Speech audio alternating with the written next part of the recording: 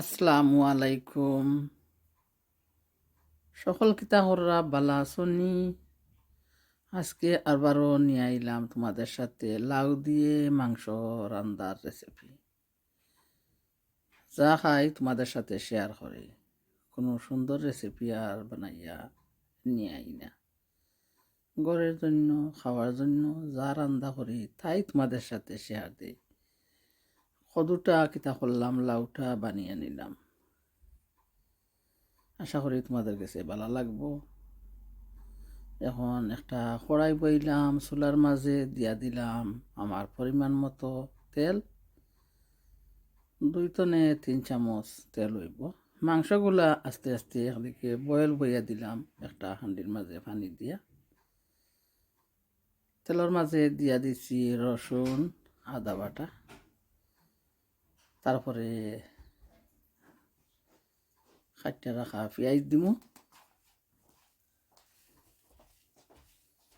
পেঁয়াজ দিছি 2টা।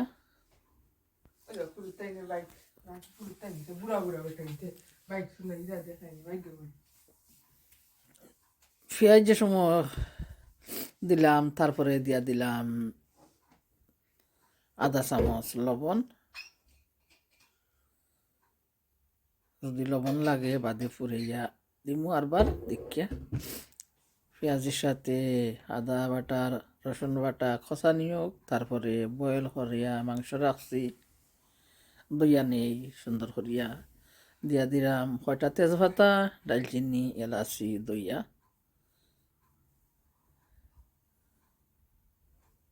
আচ্ছা, ভিডিও তো দিই, তোমরা ভালো লাগেনি, যদি ভালো লাগে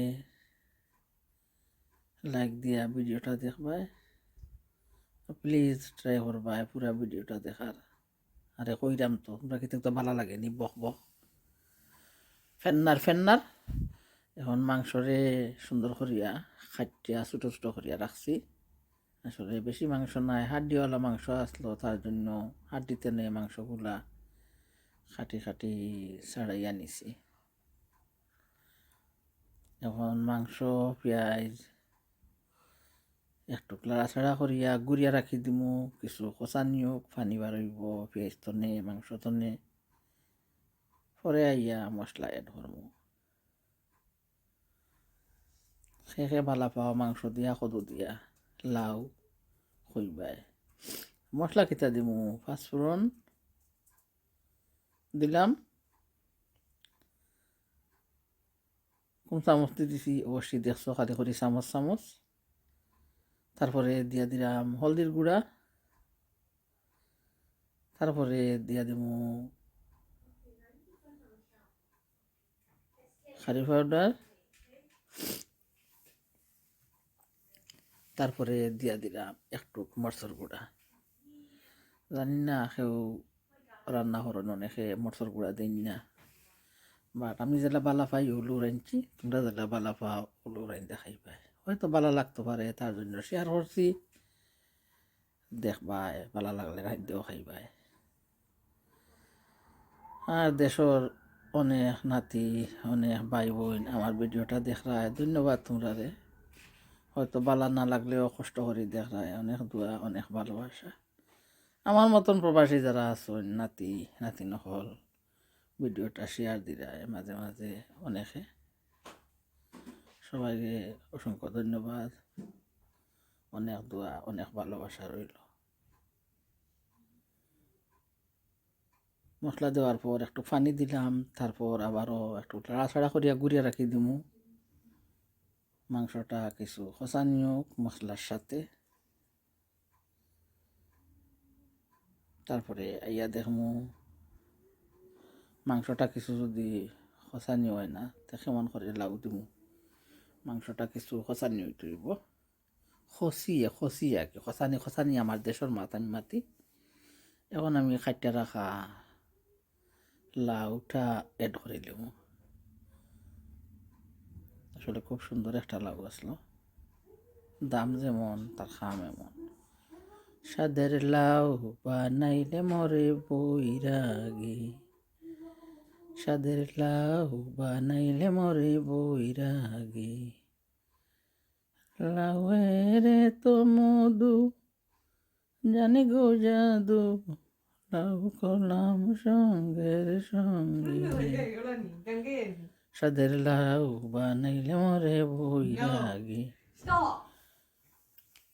লাউয়ের তো মধু জানি গো জাদু, লাউ কলাম মোর সঙ্গে সঙ্গে, সাদের লাউ বানাইলে মরে বৈরাগী। লাউ বৈরাগী বানাইল কিলা, লাউ দি বানাইমো ডুগডুগি।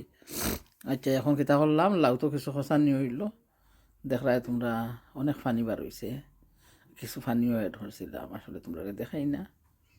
এখন বাখরা পাতা খাটিয়া বাখরা পাতাগুলা দিয়া দিলাম, একটু লাড়াচাড়া করমো, গুড়িয়া রাখমো, বাখরা পাতায় সদুয়ে লাউয়ে মাংস খসানি হইব, তারপরে আইয়া তোমরা একবার দেখাইলাম।